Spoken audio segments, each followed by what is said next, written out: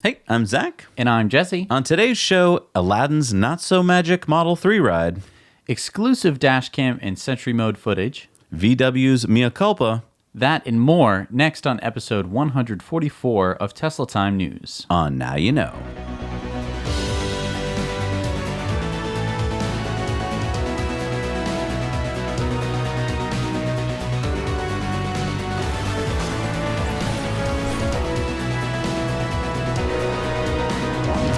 Brought to you as always by our amazing Patreon patrons who support this show and make it possible to do everything we do. Also by our friends at the Fairfield Inn and Suites by Marriott in Schaumburg, Illinois, and right next door, the connected Town Place Suite Hotel, which is also powered by solar power. And check this out. They're having a cool symposium on solar electricity. So if you're in the Chicago area and you want to learn how to put solar on your business, go check it out. And as Amazon associates, we earn from qualifying purchases. You can find the link below. And check out ecoware.us for new designs every week, designed by our very own Bobby Briggs. We have two right here. I'm wearing the Tesla patent. This is Nikola Tesla, actually. For the motor AC patent. induction motor. Yeah. Yep. And this one. I want you for Starship. Interplanetary Voyage Expedition. Very cool. Nice. But we don't just have t-shirts, we also have backpacks, aprons, mugs, pillows, and much more. And everything that we make is carbon neutral for the whole life cycle of the product. We even plant a tree in the Amazon rainforest for every order that is placed. That makes it carbon negative. And best of all, it helps us support us here on Now You Know. All right, let's get right into it because we got quite a ride. Yes, let's go. So, you remember a Better Route Planner? Yeah, I love Better Route Planner. Yes. Well, they have been getting a lot of really good data about Tesla supercharging. Oh, is that all these little blue points here on the chart? Yes, these are all little data points. And some interesting things is that now superchargers can pump out up to about 145 kilowatts of power instead of the 120 kilowatts as before. Yeah, you should go to a Better Route Planner's blog post if you want to dive into the weeds and get all the nitty gritty. But basically, what we can show you here on this chart, and it was kind of hard to read in the beginning, is the blue points are all the actual data they get from actual cars, you guys, the users. So they're actually able to get real world data on your charging, and it shows you some really important stats here. One is that the Model 3 long range, you save about 3 minutes off of supercharging now with the faster supercharging. And if you have a Model S or X75, you save about a minute and a half at the superchargers. Right. And a lot of people might be saying, like, Zach and Jesse, what's 3 minutes? What's a minute and a half of my life when I'm supercharging? And to that, I would say usually most of the time, you're only going to be supercharging for about 20 minutes or 30 minutes. You shouldn't be supercharging your car all the way up to 100. It's not that fast. You're not really gaining much by doing that. And so these 3 minutes you're actually getting right at the beginning because you're getting that 140 kilowatts of power right at the beginning, which means that if you weren't originally going in for a very long charge or something like that, you just needed a few miles to get home or to get to your next supercharger or your destination, you're going to be in and out of there 3 minutes quicker on a 10-minute supercharge, which is a 30% faster charge. No, it's really cool. All right, we got some exclusive footage here. So Sentry Mode has done it again. It's helping police find these thieves. Now, if you watch this video here, you see these two would-be thieves walk down the stairs. You might be like, well, how do you know they're thieves? They're just going through their backpack and stuff. But a minute later, you can see that this guy is definitely prowling through the parking lot looking for unlocked cars. Now, this is up in Canada. We're not going to disclose names or anything, but it turns out that the owner of this car then brought the footage to local authorities, and they're now looking for these thieves based on the fact that, yeah, look at this guy. He's obviously checking out to see if any cars are unlocked. Right, and he has a device that can unlock cars, some cars. He's walking around with this little device that can unlock cars. I thought he was just holding some keys to make it look like he owned the car. What do you No, mean? it's an actual device that is sending out a signal What? that can tell cars to unlock. And so some cars, I don't know what cars, but some cars will unlock with that. So I thought he was just looking for the random car that was left unlocked. no. Oh my goodness, they're more advanced than I thought. Yes. All right, well, let's hope they catch this guy. Anyway, if you've got any dash cam or Sentry Mode footage that you think is interesting, please send it to us. We'd love to share it with our viewers. So Jesse, you remember the Bloomberg Model 3 tracker that was meant to track production of the Model 3 and see, if Tesla was on track for producing as many cars as they said? Right. Well, went to their site recently and found out that they're shutting it down. They're not going to be tracking the Model 3 anymore. But they are producing it now. I mean, like they're they're in like their full production swing, why wouldn't you be tracking it if you care so much about it? I don't know. It seems kind of fuddy to me. It seems like, oh, when you were having trouble, we wanted to show everyone that you're having trouble. Now that you're doing fine, they don't really care. In fact, they've just uploaded this Model 3 owner survey instead, and I was going to go in there and put my information, but they want your VIN number, they want your email, they want your age, like they want everything about you, and I'm like, I don't feel like sharing that with Bloomberg. Which means that they're going to get crappy data, because, I mean, that's not how surveys are really supposed to work. Okay, so take a look at this chart here, Jesse. This is from the International Energy Agency. They keep track of all the different utilities in the world and what they're producing. Sure. So look at this line here. This line represents photovoltaics in the world, how much power is put out by them. And what do you think the trend is right here? Where do you think that line's going to go from there? Up. Oh, is that what you think? It's going to go up. Was that what you think? Do you want to rethink your answer at all? No. So you think it's going to go up? Yes. All right, well, let's see what the International Energy Agency thinks is going to happen. See, it's going to go down. The heck is that? Wait, that's what happened? Nope, that's what they think is going to happen. But it's clearly going up. Yep. Is it maybe something happened recently? Was there like some kind of... Nope. No? They're an international agency. They know a lot. Okay, but I mean, what have they done in the past? Well, let's go back and look at their past predictions. So let's go back here to, I don't know, let's go back to 2016 and see what they predicted. See if they got it right. Okay, they got it wrong. All right, let's go back further. Let's go back to 2015. Yeah, let's see. They get. Why are they predicting flat lines? Well, give them another chance. Let's go back a little further. Let's go back to like 2013. All right, 2012. Can we just see all of them that they've ever predicted? Okay. So, I mean, I could see there in like 2002, it looked pretty flat. Looked like nothing was going to happen. It looked like the growth. In fact, they're pretty optimistic about the growth. They were like, yeah, oh, it's going to take off in around 2025 or whatever. I wouldn't call that taking off, but okay. Sure. I mean, for as what it looked like then, which was just a flat line. Yeah, it was like a doubling or something. But then they just kept the same prediction curve off of whatever. I mean, how could you make any kind of mathematical assessment that was Well, here's the constantly thing. wrong? A lot of people rely on this data. They're very good at collecting data. And so I think they think, oh, well, they're so accurate about the data they have that they must be accurate going forward as well. But we have to keep in mind, this is an agency that just collects data. That's all they're good at. They're not research scientists that are good at predictions. But they're the International Energy Agency. Yes, but I'd like to retitle them. Okay. If I was president, I would rename them the International Energy Data Collection Agency. Sure. Yeah, that sounds fine. They shouldn't be allowed to predict because they're obviously horrible at it. They're not even close to being. It's not even like they were like, well, it'll be like that. It's like this. Right. They're just wrong every year. And they don't update their model. Or I don't think they have a model. Do we know what this prediction is based off of? Like, is it just based off of like the solar projects that they've heard about? Like, oh, I heard my friend told me about this solar project. Yeah, I don't know. I guess it's going to go down because that's not enough solar projects. I guess they're assuming if nothing else is ever built ever in the history of humanity. I don't know what it is. Anyway, kind of depressing to have an agency that can't help us predict the future. But it is exciting to see the graph just yes, absolutely hockey stick like that. Yes. You know what else is exciting? What?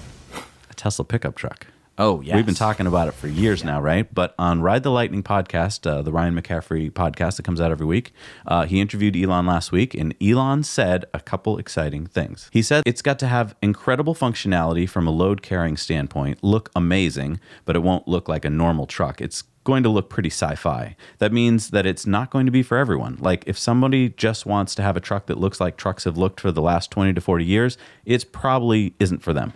It's going to be a truck that is more capable than other trucks. The goal is to be a better truck than a Ford F-150 in terms of truck-like functionality and be a better sports car than a standard Porsche 911. That's the aspiration. So a better truck than a Ford F-150 and a better sports car than a Porsche 911. I mean, that's ridiculous. I mean, He doesn't have to say that. He could just say a better truck than a Ford F-150, and I think most people's ears will perk up. Yeah. What's incredible about this is if he can pull off a sub $50,000 truck, that means that even Rivian now is going to be like having to scramble because their trucks are all in the $70,000 and $80,000 range. Right.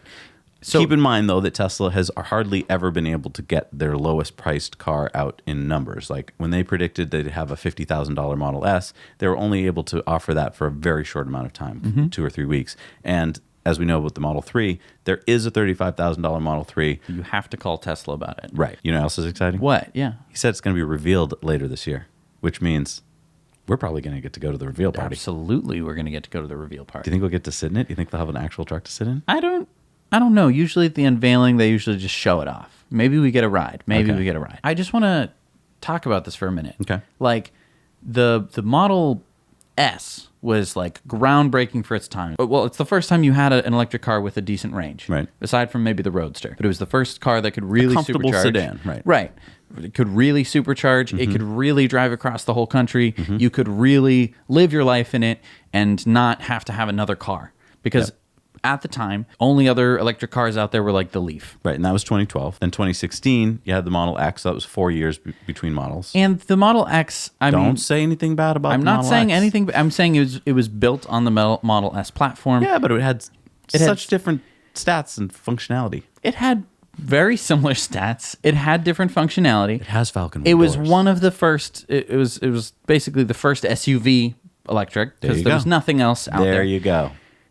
But I get your point. It was just a Model S with an SUV body. The Model 3 is groundbreaking as well, but again, it's nothing new. It's another sedan. It's more affordable. It drives amazingly. There's amazing things about it, but I think for a lot of people, if they were like, I knew that the Model S existed, the Model 3 doesn't blow my mind in the sense that I didn't imagine that there was this functionality. Suddenly, I think we're going to have an electric truck, something that we really haven't wrapped our heads around because you can't buy one. Right. You can't buy, like, the Rivian looks great. You can't buy it yet. No one has one yet. No one is just rip-roaring it across the country, up mountains, up round streams, and through the wilderness. It's if it comes out, it's going to be great. Well, and I'm looking forward to see it. I do want to point out that the market for trucks, I know if you're in Europe right now, you're like, there is no market for trucks. Here in the U.S., there are 2.8 million pickup trucks sold just last year.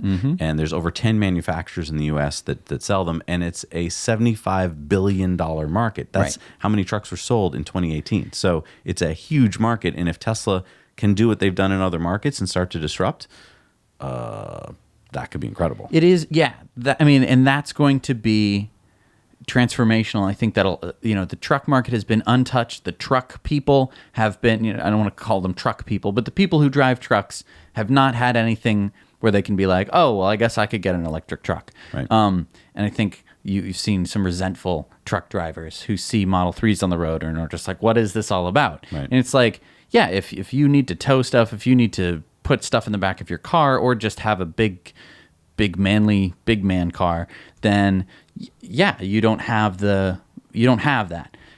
As soon as you have that, as soon as that is an option to you, I think that's going to change the culture a little bit. So have you seen Aladdin yet? Is that the one with the blue Will Smith? Yeah. No. You haven't seen it? I haven't seen the live action version of the classic Disney anime. So many Disney movies and just not enough time. Got to write the news every week. Well, you know why I'm bringing it up? No, why? Because the star of Disney's Aladdin, Mena Massoud, he bought an $85,000 Model 3 back in September of 2018. And the next day, you know what he did with it? What?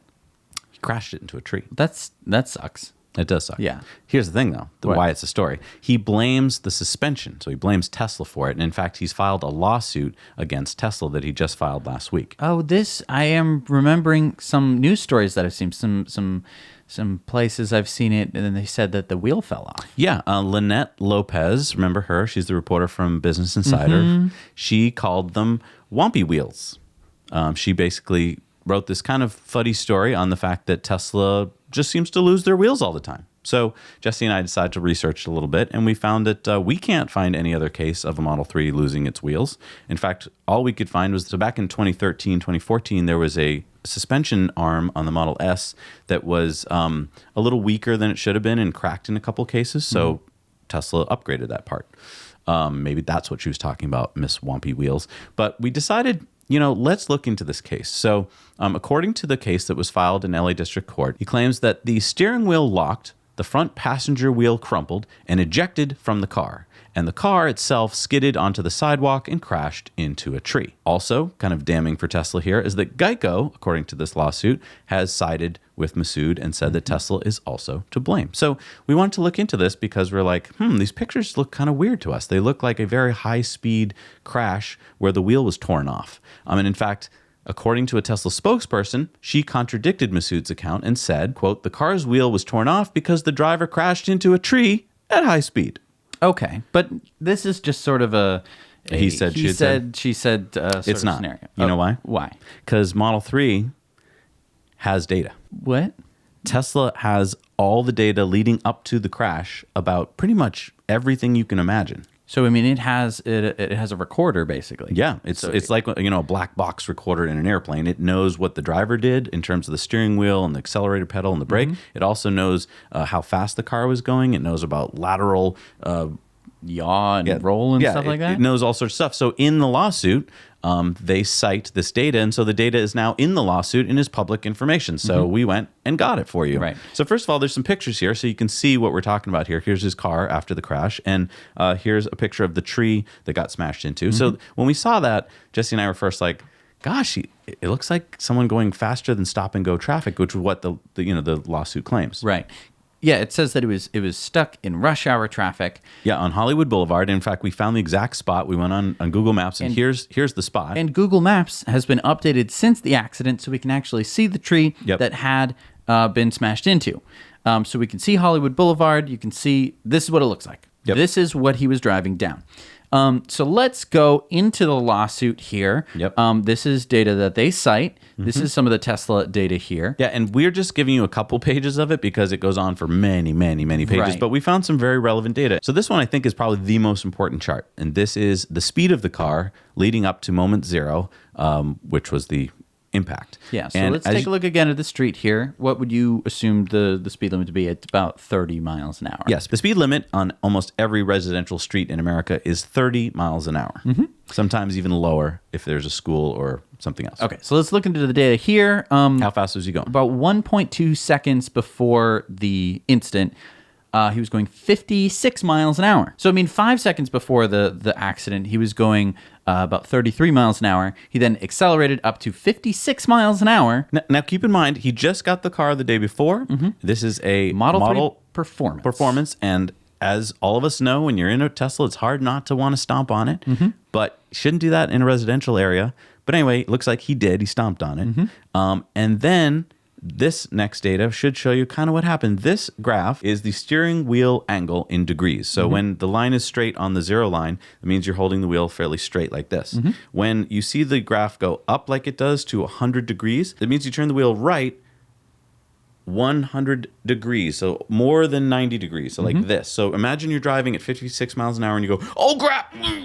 And then when you see that go the other way, you're going, "Oh crap!" like that. So to put this in time, it happens all within about a second. He went like this. Oh! Okay. Well, so the lawyer, so there's some contradicting claims here. First of all, the lawyer had said that the wheel became locked up. Right. This seems to not show The wheel that. definitely was moving. Yep. And then in the lawsuit, they have these areas circled where the wheel apparently fell off the car, Right. causing the wheel to turn 100 degrees, which if a wheel fell off the car, it would probably cause that to happen. Sure. I'll grant you that. They would pull on something if it was ripping off your car or whatever. You know what else would rip a wheel off a car? A curb? Hitting a curb at 56 miles an hour. That might like do it. Sideways, Yeah. like with the wheel. Yeah, because we have every bit of data here. We have lateral pre-crash acceleration. So you can see that we were going a G of force there laterally. Right. Can you explain that to me? Yes. It would be like if you swerve the car. So, I mean, he's traveling 56 miles an hour on this road that does not warrant going 56 miles an hour. Right. My guess is that he was about to hit the back of another car. He was either not paying attention or whatever. He then goes, "Oh crap!" He swerves out of the way, then sees the tree. curb and the trees, and then he swerves back. This is a car that he has been driving for one day. Right. So he does not know the weight. He doesn't know how the car is going to respond or react. And so that's exactly what you just showed there, because we just had -1G as he went this way, and then +1G as he went that way. Right. So that exactly fits what you just described. So, I mean, to me, we've got so much data showing that everything we think happened, and nothing showing what the lawyer is saying, which would be that the wheel just fell off. Because if he was driving along, going along and changing lanes, and the wheel fell off, how did the 56 miles an hour come into this? Like, what? The car wouldn't just speed up. Right. He was going 56 in a 30. And we all know what happens in a busy place if you go 56 miles an hour and either you're not paying attention or something jumps out at you or whatever. This was evening, so it's getting dark because it's September, and it's hard to see in dusk. Right. So, I mean, all these factors show that it probably was exactly what you'd expect, which is someone going too fast and swerving and hitting a tree. This is after he, gets his check from Disney. He's like, sweet, I'm going to go buy a car. This is his big breakthrough hit. And, good on him for, buying a Model 3 or whatever. He's excited to buy an exciting car. But I think, like, if I had bought a performance Model 3, I think this would have happened to me. I would have just been like, I'm going to go drive it. Do you think after the accident he got out of the car and was like, Jeannie, I would like to undo the damage. I wish this could go away. Call my lawyer. Yeah. Make this go away. And you know what? His lawyer almost did make it go away, because Geico, his insurer, originally said that he was at fault. Right. And then in May, when they approached Geico again, the lawyer was able to get Geico to reverse their ruling. And why might Geico want to do this? Because basically Geico is going to have to pay for the damages. Right. Maybe the Geico adjuster wanted free Disney on Ice tickets. I mean, there's many different ways that Hollywood can take care of this problem. It's bad PR for Disney, for their star of their new film to be involved in a reckless driving crash. Right. On a residential street where he could have killed somebody. Right. Much better to say that it was the car's fault. The car just fell apart. Yeah. This brand new car that no one else has had this problem with. I mean, what are the chances? Look, he's only good at magic carpets, okay?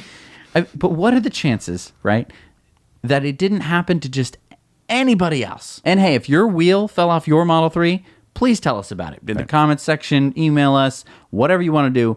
We would like to know, because we've been covering the Model 3 since before it came out, and we know that we've never heard this before. Right. So, and like, yes, the wheel came off of this Model 3, but he did smash into a curb going 56 miles an hour. So, when people are like, "Oh my gosh, did you hear about Aladdin?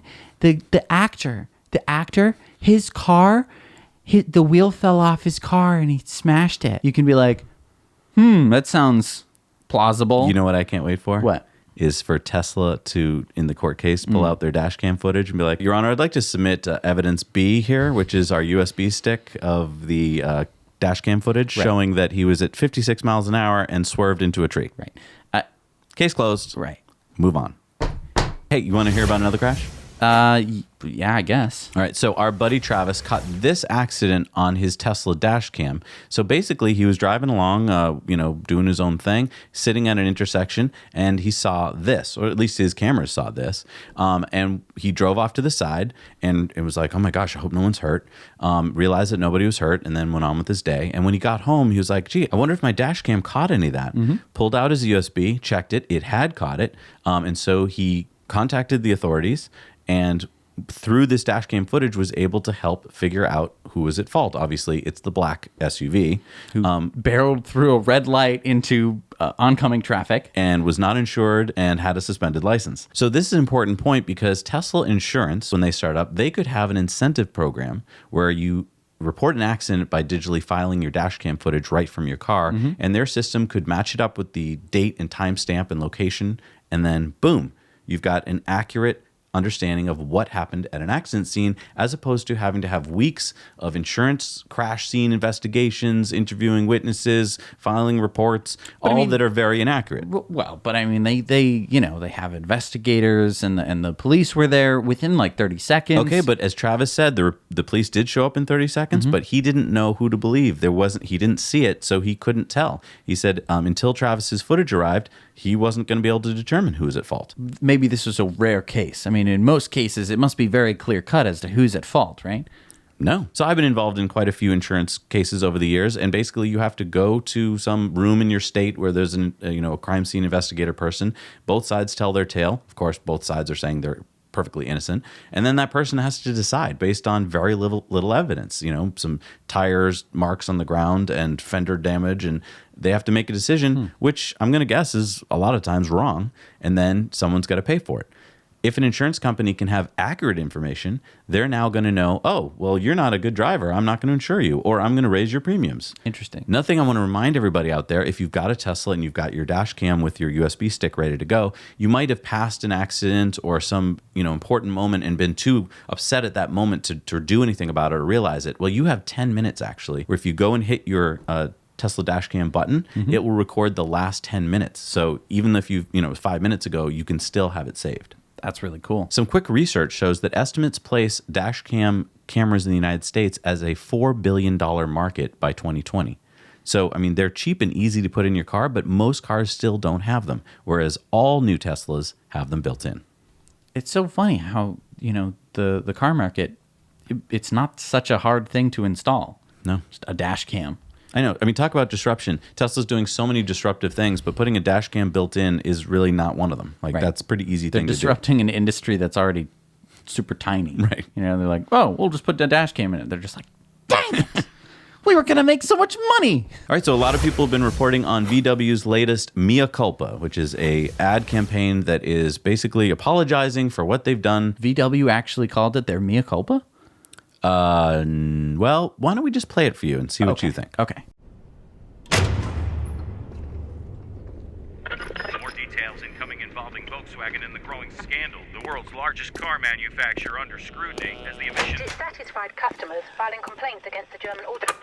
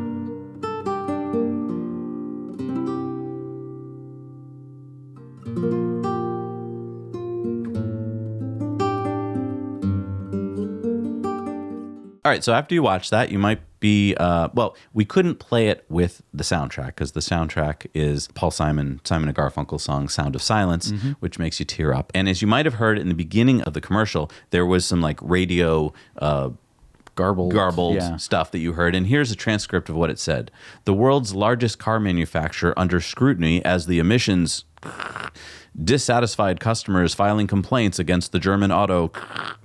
So if the beginning of the commercial is supposed to be an admission of what they did wrong, it's not.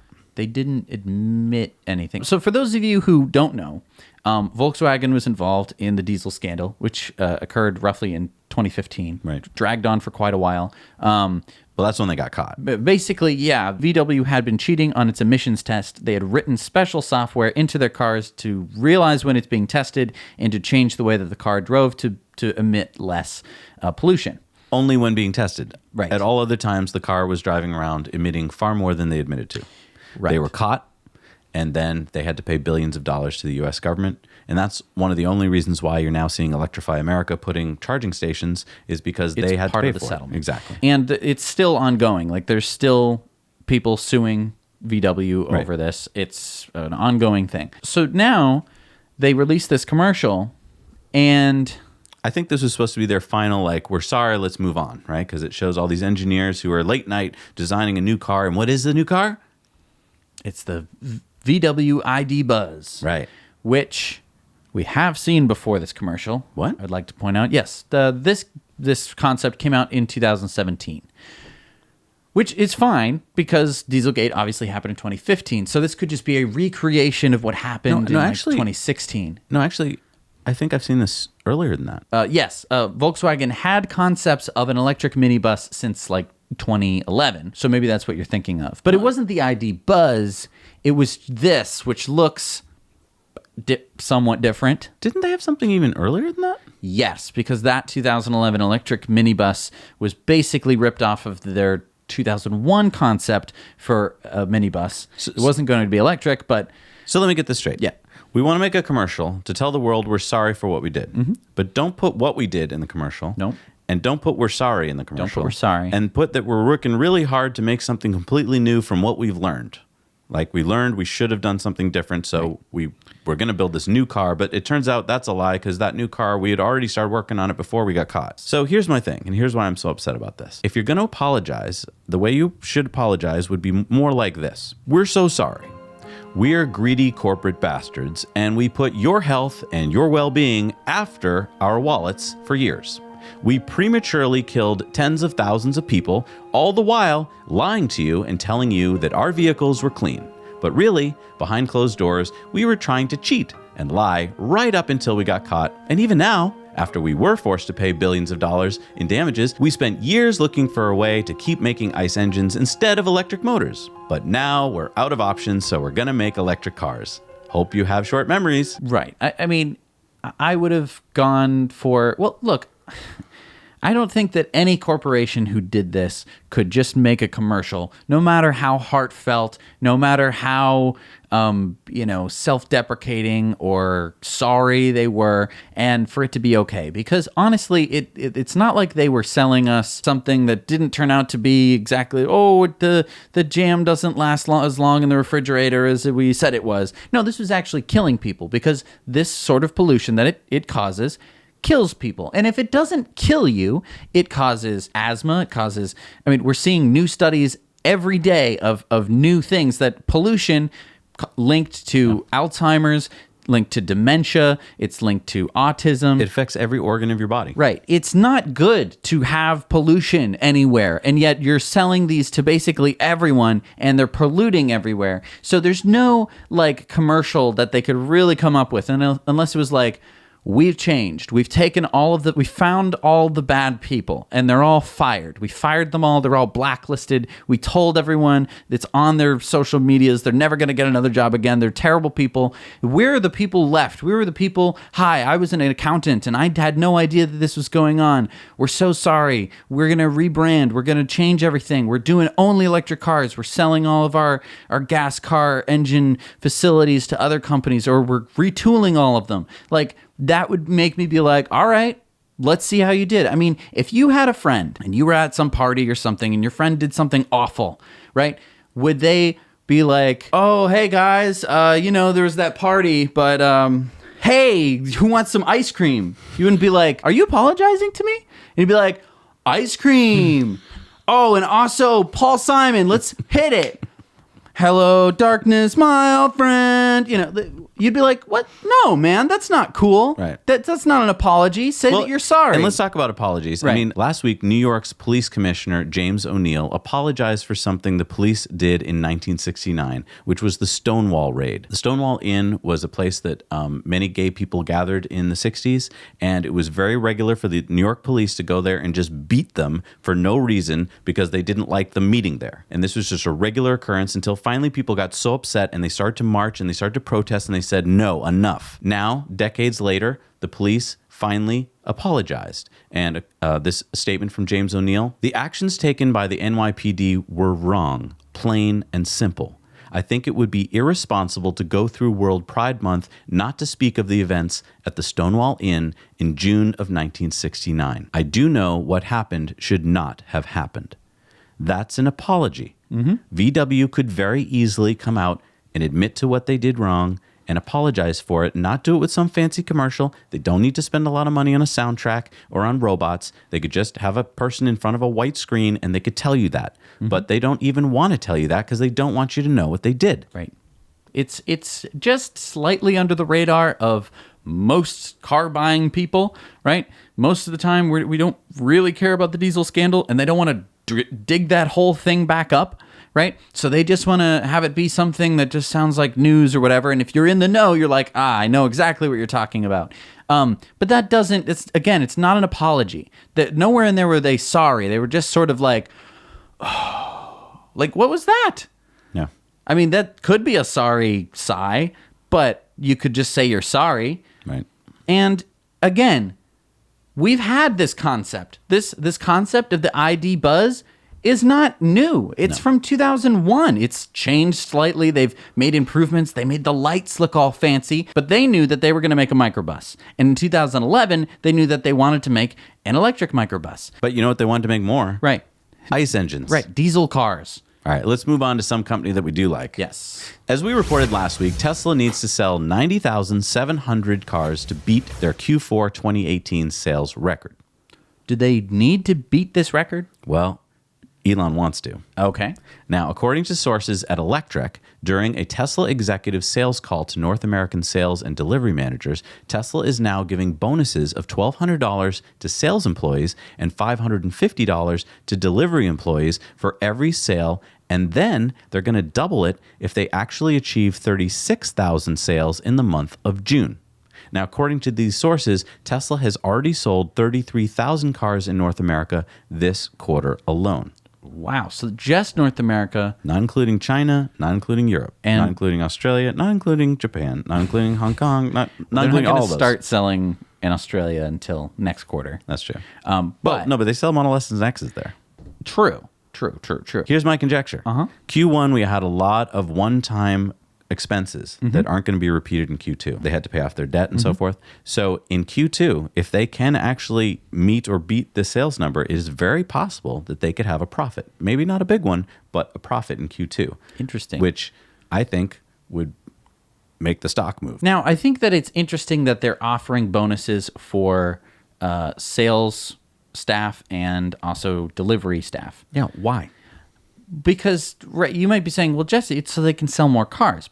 But I would counter to that. They're not going to make a sale unless someone walks into the store. Right. So here's my question. If I walk into a Tesla store and you're a salesperson and I'm like, I've decided to buy a Model 3 today, do you get a commission for that?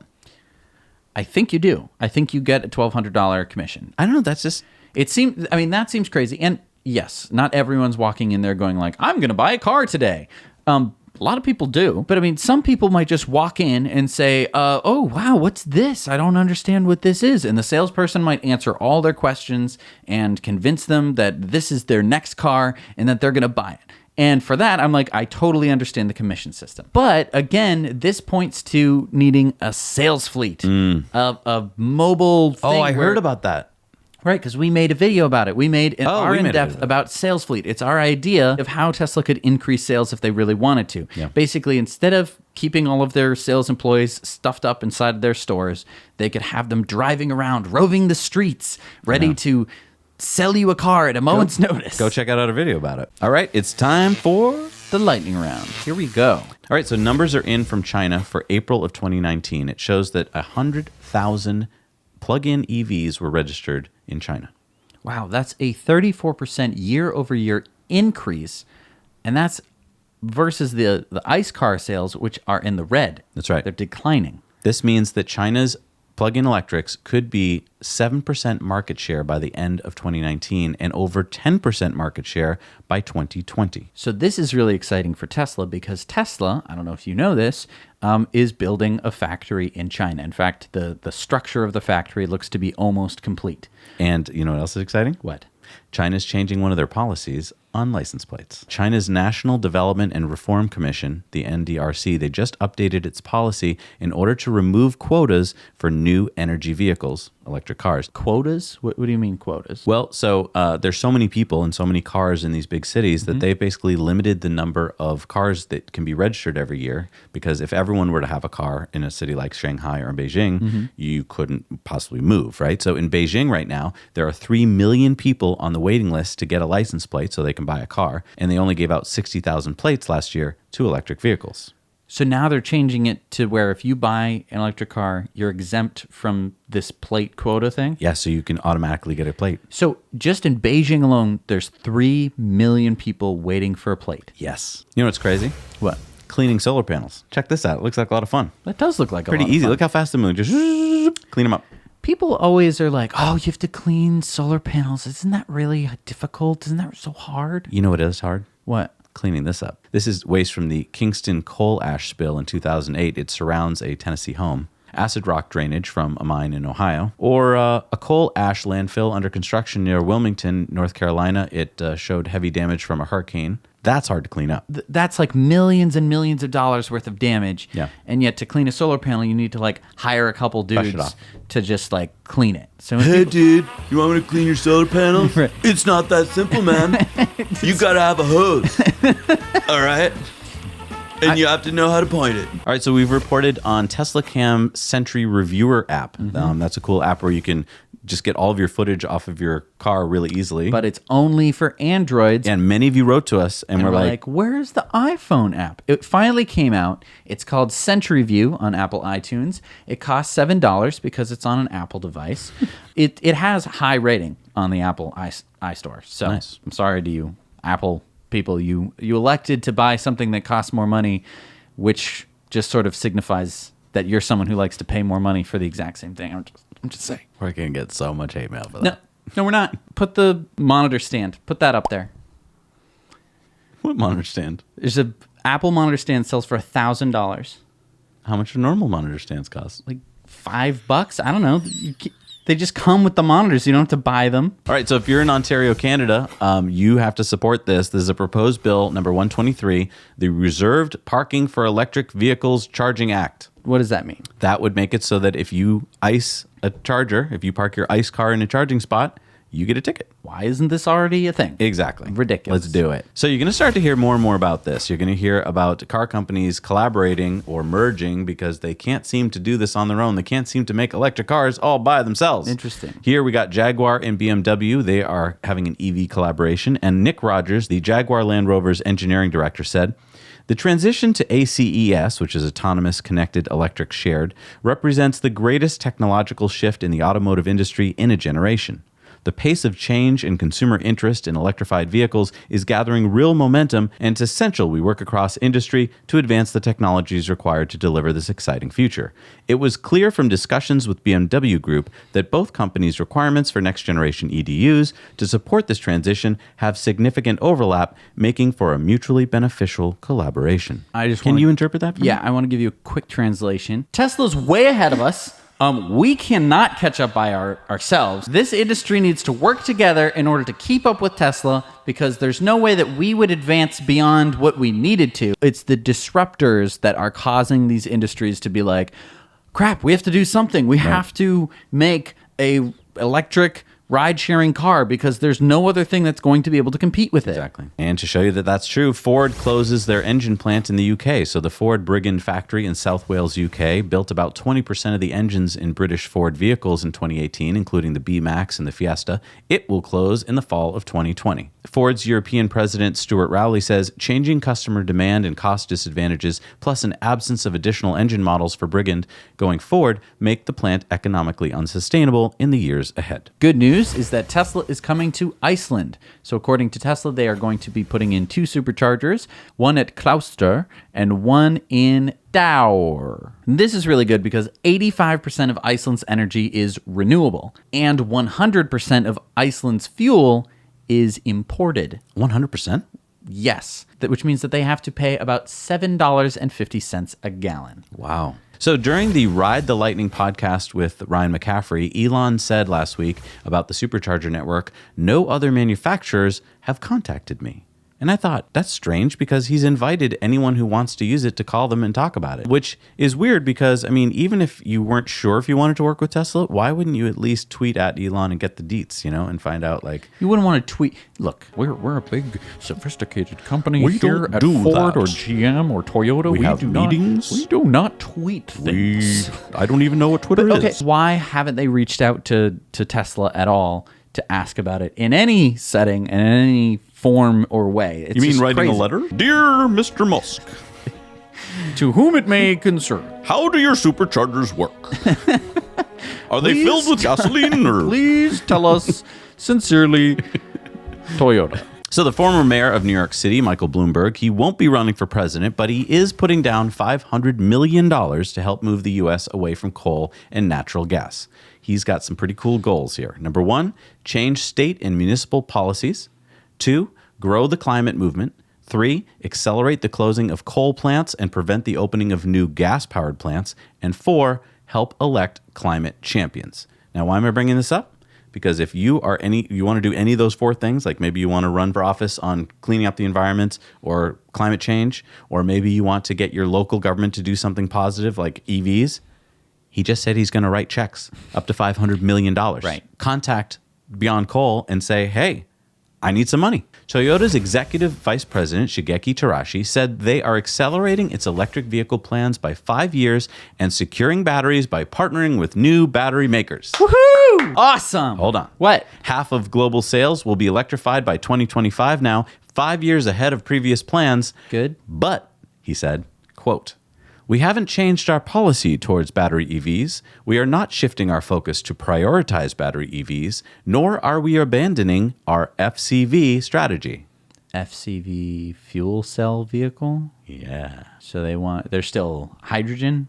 Hydrogen and PHEVs, which is plug-in hybrids. Yeah. Let's just chat for a minute about fuel cell vehicles, because maybe it's been a while. Maybe you're a new viewer and you haven't heard us talk about hydrogen sounds good. Sounds good. What's the matter? It's clean. It is. It's clean, good. Jesse. It is clean. It is good. But here's the problem: there are massive inefficiencies in creating hydrogen fuel from renewable sources, which is what we want. We want renewable sources. Right. Very easy to get hydrogen from fracking. Yep. And from oil extraction in general, because you get a lot of hydrocarbons, and you take those hydrocarbons and you can, through a process which creates CO2, make some hydrogen fuel. There's a problem there because to make it renewably takes a lot of energy.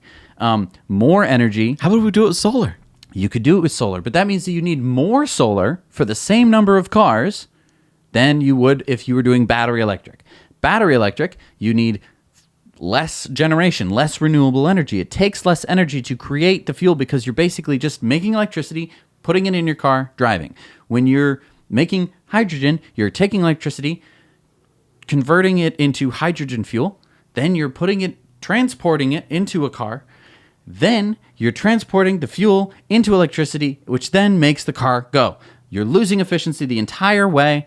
It's not great for cars. It might be okay for storage. You're such a downer. It might be good for large container ships. I just wanted to say that we were going to have hydrogen. It's unfortunate that Toyota wants to do this. It's It unfortunate that Toyota isn't saying, we're going to do batteries all the way. They said that they're going to be finding battery suppliers, but they're just going to be put into PHEVs. We're not going to be getting our awesome electric Toyota cars, which we should be getting. Some good news, though. Free charging for Portland Lyft drivers. So currently there are 5 EV charging stations around Portland, and each can charge 6 EVs at a time with 4 DC fast chargers and 2 level 2s. Normally the price is about $3 for a 2-hour level 2 charging session, but patrons can choose to pay a flat $25 per month fee. But if you drive for Lyft, new policy, in cooperation with the Portland General Electric, will allow its drivers with plug-in cars to pay zip. Nothing. Nice. And just to remind you, Lyft patrons in select cities can request an electric car using green mode on the company's ride-hailing app. So I would encourage you to do that if you have access to it. All right, it's time for Throwback Thursdays. It's Monday. Whatever. A news item from September 29th, 2016. Luxury automakers to Tesla, we're coming for you. what was that, 2 years ago? Almost 3 years ago. Almost 3 years ago. Wow. Yeah. So let's see. Did it come true? Yeah, let's Let's look at the numbers. Nope. Not even close. So what is this chart? So this is small and mid-sized luxury cars, 2018 U.S. sales. And you can see that the top is the Model 3, which has the biggest lead you've ever seen. Wow. Doesn't look like they accomplished that goal of coming after Tesla. No. All right, it's time for a video contributor story. What do we got this week, Jesse? We have our buddy Mark in Las Vegas, Nevada. Hey, Zach and Jesse and all you Now You Knowers. I'm Mark. I'm here with Rick and Jessica in Las Vegas. We're going to take my Model 3 with Autopilot out to see how it works for someone who has no differences.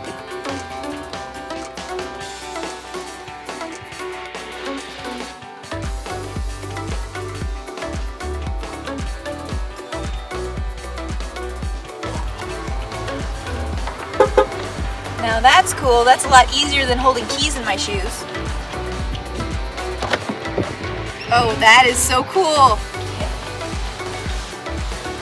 See, it's just like I have to reach my leg around the steering wheel, but hey, I can do it.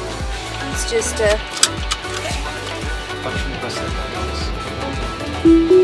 Oh, wow, there it goes. An autopilot. I would think that with a smaller steering wheel, it would make it easier to be able to move my foot around, but I'm wondering if it's just positioning or what. A nice answer to get from Elon Musk. All right, thanks everyone for watching. Sure appreciate it. What did you think? That was so cool. Thank you for the opportunity to experience that. Absolutely. I'm glad you liked it. All right.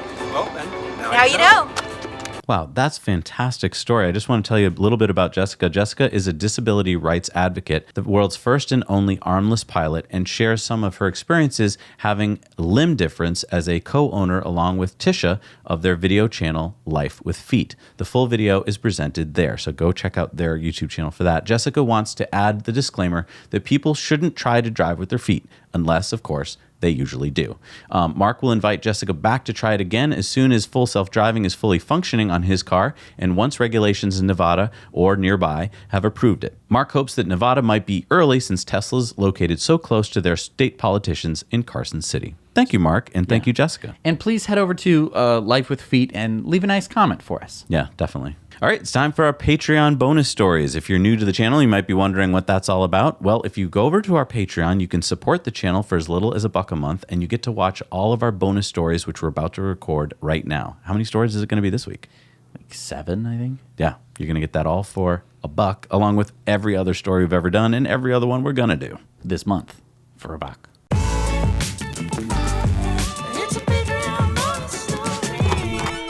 All right, we're back from our Patreon bonus stories, and there was quite a few that week. It was a long one. I feel like I have not that week. I have felt like last week. I have aged. Yeah, so you're getting a lot of bang for the buck there. It's Yeah. time for our Patreon shout-outs. These are people who give $5 or more each month to keep the show going. Who do we got this week, Jess? We have Nikki Morris, Valkus, Jaden E. Michiko Sewell, Pathos, John Gatchell, Matthew Vittorino, Nigel Struble, Brett Seidel, Ricky Fernley, Eric Johnson, Tyler Voss, and Bill Baker. Thank you so much for supporting this show.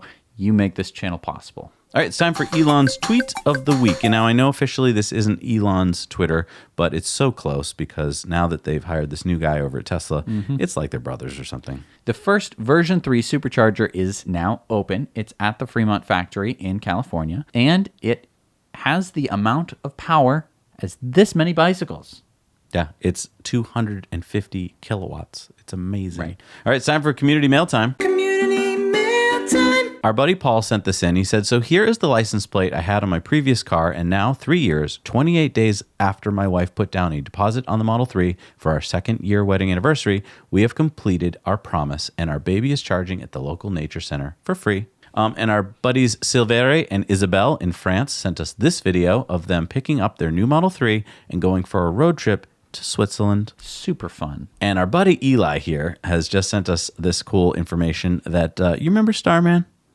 The Adventures of Starman? The Adventures of Starman, but of course, I have it right here in its plastic case. Well, weren't you wondering what would happen in episode 2? Big Oil Strikes Back. Yes. The episode's out now. You can go to his Kickstarter right here and get your copy. I just ordered our copy, a signed copy. Nice. And one of them is going to be in plastic, and one of them is going to be so we can take it out and read it. That's great. Yeah, so go support Eli, because this is an awesome comic book series about Elon and everything he's trying to do to save the planet.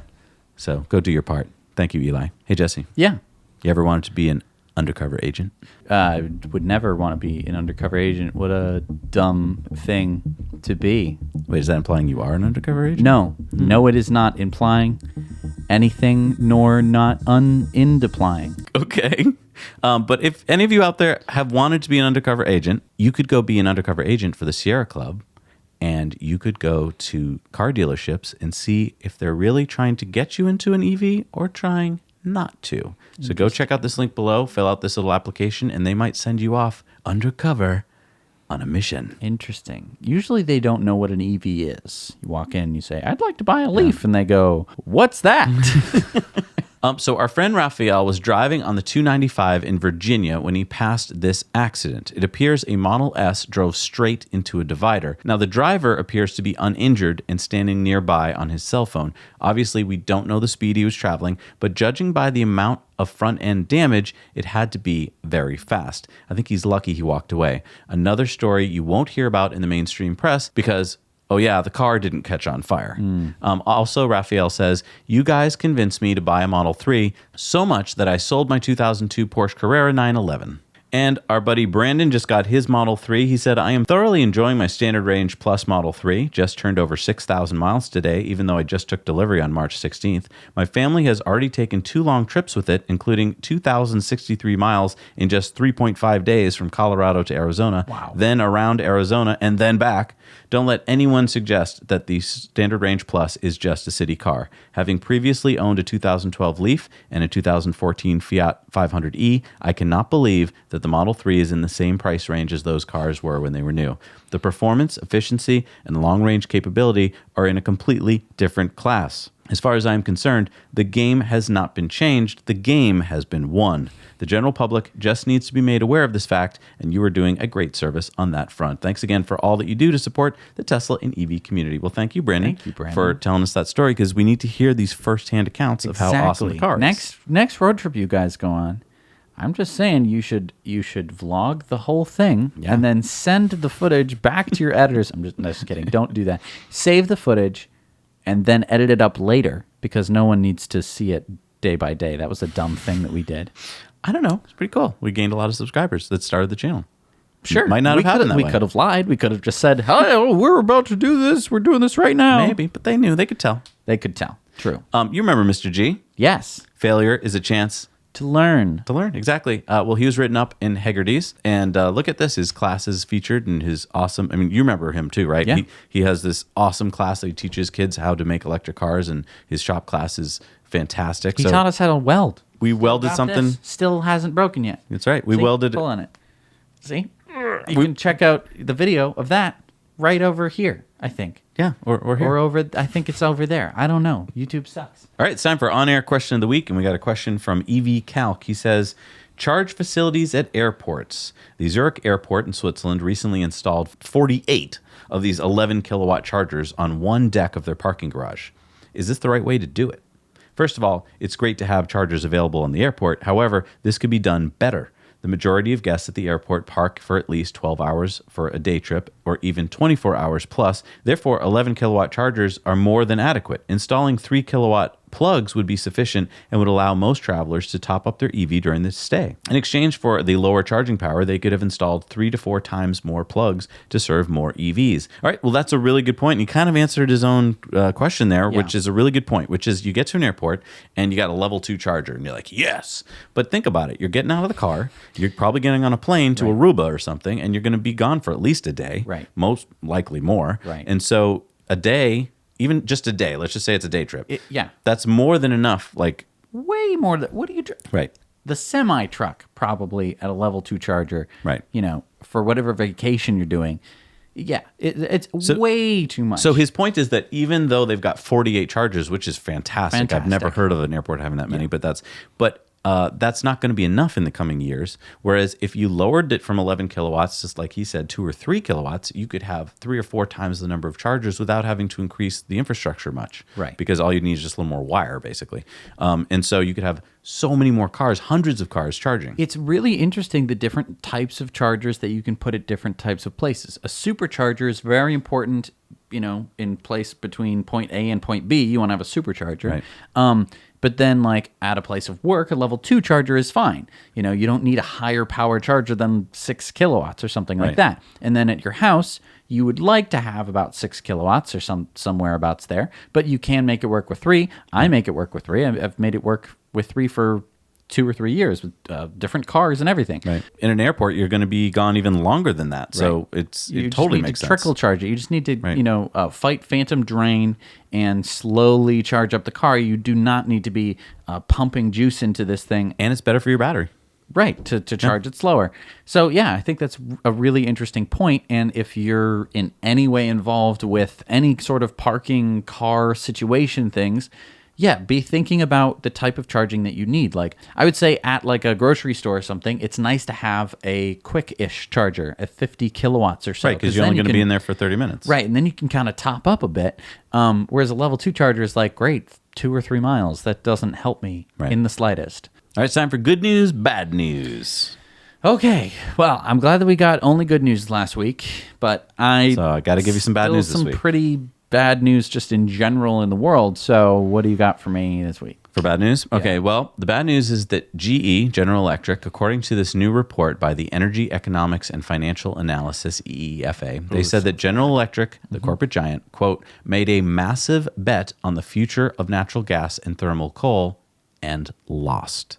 GE destroyed an almost unprecedented $193 billion, or 74% of its market capitalization from 2016 to 2018. GE has lost more than $500 billion in market value since its all-time high of $600 billion back in 2000. Much of GE's precipitous drop came in 2016 to 2018 when it badly misjudged the acceleration of the energy transition post-Paris Agreement.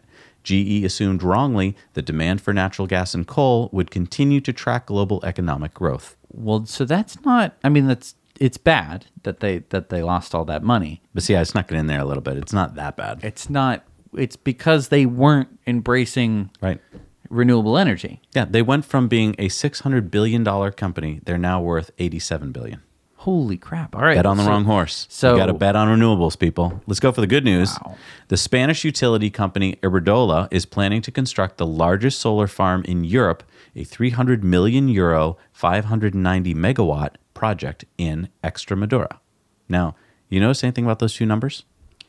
That it's about 57 cents a watt?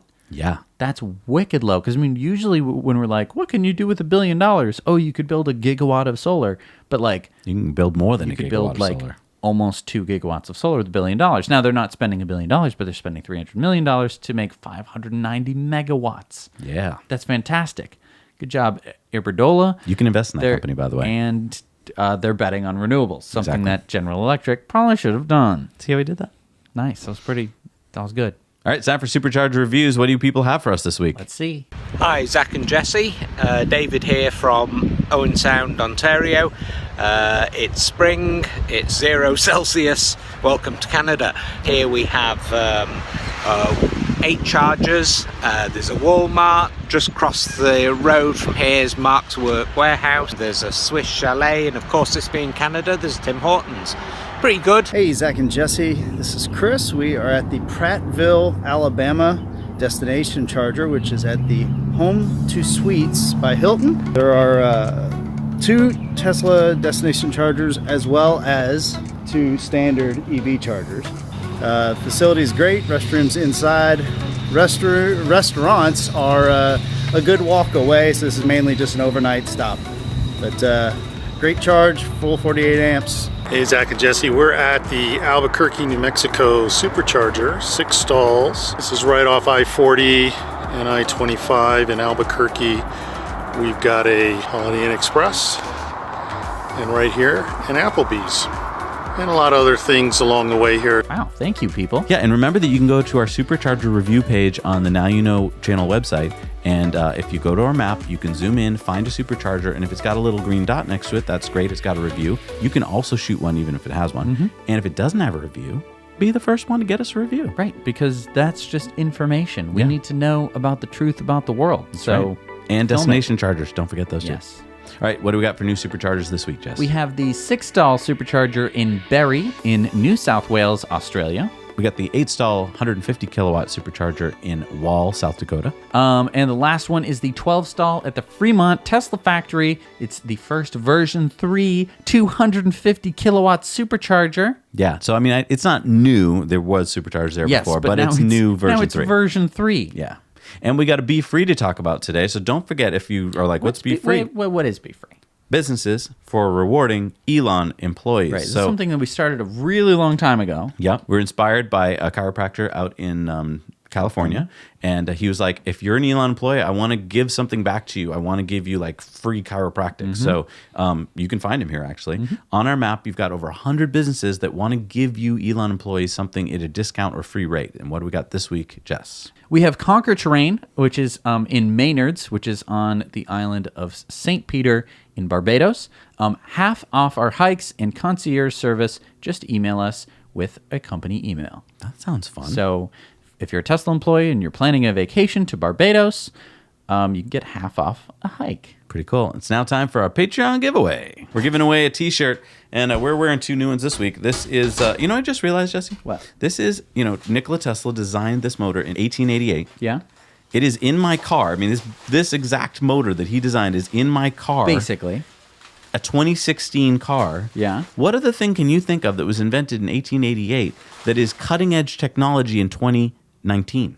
Isn't that amazing? This is cutting-edge technology, yet it's over 100 years old. I mean, I know there's things like door hinges and things they invented in the 1880s that are still around today, but they're not cutting-edge. The Phillips head screwdriver. They got better screwdrivers. Do they? Yeah. Okay. They got the star head. They got the 2 little ones, hex the 2 head. little dots so you can't steal it. Absolutely. And the winner is Greg Miller. Congratulations, Greg. This week's Patreon giveaway comes from ecoware.us. The winner this week will get a t-shirt of your choice. And if you don't win, you can go check out ecoware.us and help support the show by buying any of the many products available. Don't forget, we carbon offset the manufacturing, the product life cycle, and the shipping of every product. And we even plant a tree for every order, so your purchase is carbon negative. Pretty cool stuff. Well, you made it to the end of the show. That's where we get to take a little breath. And you can also take a breath. I would encourage it. If you've been holding your breath this entire time, congratulations. You've beat the world record on longest breath holding. Yeah. I think. You know what I like about your shirt? What? You can't see it up here probably, but there's a little earth in Starman's. Oh, man. I didn't even see that. Yeah, Bobby's an amazing designer. Zoom in on that. Enhance.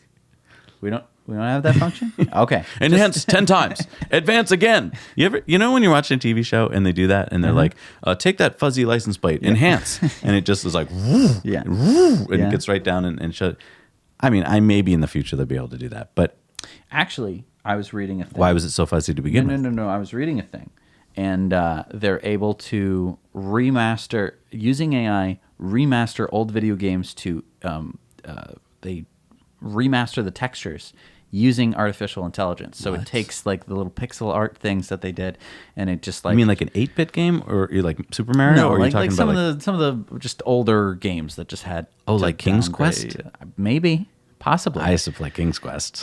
That was pretty awesome. I thought that game was amazing. I remember being too scared to play all video games. Yeah, you when were. I was a kid. I remember... You used to just creep around, like, remember you used to play like Call of Duty or something where you would just creep around in original World War in II like Call sand of mode? Duty. Yeah. Sand Oh, no, box they did mode? not have sandbox mode. No, that was a LAN multiplayer game with no other players. connections. That's what you, okay. Yeah, and you just kind of creep through it for hours. Well, no, I would run around the LAN game because there was no one to shoot me. But when we were, paradropping into France or whatever, yeah, I was in prone the entire time. I was the must have been the dirtiest. Well, it's soldier. realistic. I mean, that you don't want to stick your head up. No, you want to be running. Oh, do you? I don't know. You definitely want to be like, as you taught me, it's harder to hit someone who's running than someone who's laying on the ground. Oh, yeah. If they're right there. Right. Oh, right. If they're looking down at you. Yes. Yeah. But it's scary. I'm better at video games now Yeah. than I was when I was 8. Do you think that in the future, like 20, 30 years from now, they're going to be like, hey, you can go back to Red Dead Redemption 2 and put it into new VR mode and it'll feel like real life like we have now? Maybe. Did you see the new Black Mirror, by the way? No. Oh, I won't spoil it for you. Don't spoil it for our viewers. I won't. either. It's awesome. I can't say anything, though. Thank you so much. Well, anyway, let's back to the show here. Sorry, yes. I just want to thank our patrons again. I know that we do a lot of thank yous to our patrons. It's for a reason. It's because they are the reason that this show is actually here and is possible. And I just want to talk through a bit about why we're so thankful for them. Yeah. Without the patrons, right, we wouldn't have any editors. And we've talked about this before at the end plate of things. Without the editors, our shows would not flow together because we would make mistakes or we would go off track or we would, Well, it's a multi-process. To make this show, there's writing and there's doing this, and then there's the editing part. And when they edit it well, which they do, it makes everything flow so much better because there's so many times when Jesse and I are correcting ourselves or we can't speak. Right. And they cut that all up and make it funny and then put the jokes in, and it's just the graphs and it's just, it puts it all together. And we could not do that ourselves. And we have spent 144 episodes trying to perfect this setup right now that we're sitting in front of.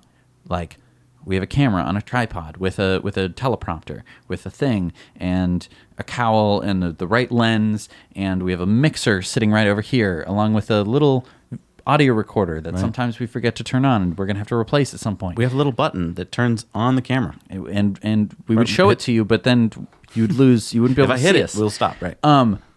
All of this and lights. But can I talk about the button for a second? Backdrop, yeah. This $8 button, it took us weeks to find it. Yes. Okay. We had many episodes where we didn't believe this was true because it has to match the camera. Right. And before, here's what would happen. The camera would stop and one of us had to get up and go over. Get up and walk over. And you might be like, oh, poor you guys. But it ruined the entire flow. But do you know how many times we have to hit that button during an episode? Like 20 times. Yeah. So, yeah, exactly. It's not just the exercise, it's the friction to creativity. We have to create this show, and it's so impossible to do anything if the whole time you have to be fixing things and or messing for instance, with stuff. I just put legs on our table. Before this was sitting on two sawhorses. So I couldn't put my legs under the table. I which can was, now finally. Yeah, it's so comfortable. We should just do the show like this. It's so nice. so nice. I can't tell you, and it's because of the support of our patrons that we're actually able to Because make we got the show work and work better. I mean, table legs. We had to get some table legs. We used to do this show out in the car, and we'd have to pack up everything. Imagine going to work every day, right? Let's say you work in an office, and you had to take your computer out of your car, and your monitor, and your all the speakers, cables, yep. and your mouse, and your keyboard, and you had to take all of that into work with you, and then you had to put it all. Hey, Dave. Plug start in. Oh, hi. Yeah, I'm gonna start working pretty Where's soon. that report I need? Once I hang on, I haven't plugged in my computer, and you couldn't forget anything. You couldn't forget your pencil sharpener. Dave, where's your Otherwise- mouse? Oh, I didn't have it today, so I guess I'm going to have to drive back home and get it. Like, we would have to do that basically every time because there's the cameras, the lights, the microphones, everything, drag it out to the car. And when we do other video shoots now, it's like that. We have to get all the cameras ready. We have to get all the microphones ready, all the batteries. Everything has a different battery. We have to get the different sized SD cards for everything. They have to be clear. They have to be emptied and But you all know of what's it. nice is that, like, for instance, we went out to do a shoot the other day, and we have Ethan, Yes. one of our newest employees. He flew the drone so that we didn't have to, so that we could focus on other aspects. And it was really nice because we could actually be like, big picture, you know, while Because Ethan when flew I'm the drone. flying a drone, my whole life is revolving around whether that drone hits a tree or not. Right. And nothing else matters. I don't care if the episode comes out well. The drone is going to crash into the tree if we do anything wrong. Right. And there's going to be people who don't want us flying drones because people hate drones for some reason. They did the worst PR campaign in the world. Yeah. People think that drones are evil. Somehow people think if the drone is here, Right. that it's going to hit an airplane. Right. And it's like, no. tall people don't hit airplanes. The drone's right here. We're not flying it higher than this. Like, we just need to get a shot above your head. Or they think that a drone, half a mile away from them is going to be like spying on them in the bathroom. It's like this drone has a wide angle lens on it, so it can capture everything, because everyone is a terrible drone pilot because drones are very difficult to fly. So they didn't put a super high precision, a drone that could actually see you naked in your bathroom would have to be enormous. Anyway, I digress. When I fly drones, that's my life, right? We can't shoot a good video anytime there's a drone shot. So you may have noticed we don't have a lot of drone shots in our videos because they just don't get made because we're terrible at it. I mean, I'm not bad at flying a drone. I haven't crashed one in a while. But you have to have the right weather. You have to have the right conditions. And it has to be in a place where you can legally fly one. Right. And you have to be in the right mode to communicate, to talk. Usually I'm the camera person, or Zach is the camera person. The other person is the talent. We work better together as talent, not as one person as the cameraman who's exasperated at Zach. Like, you didn't say that right. Say it again. Well, I'm the director. Action. Cut. Action. Cut. You said that wrong. Action. You're cut. Fired. Get back to your trailer. It's not a good look when we're both able to have a camera person, have a producer. We're looking forward to actually being able to do this, and the support of our patrons is actually going to make that possible. So thank you to you guys, and to anyone who wants to help support us. That's going to actually make this dream a reality. I think we need a outro phrase now. I'm thinking of fight the FUD, stay strong, stay long. Is that good? I don't know. That's excellent. You like that? Perfect. All right. Now you know. Now you know.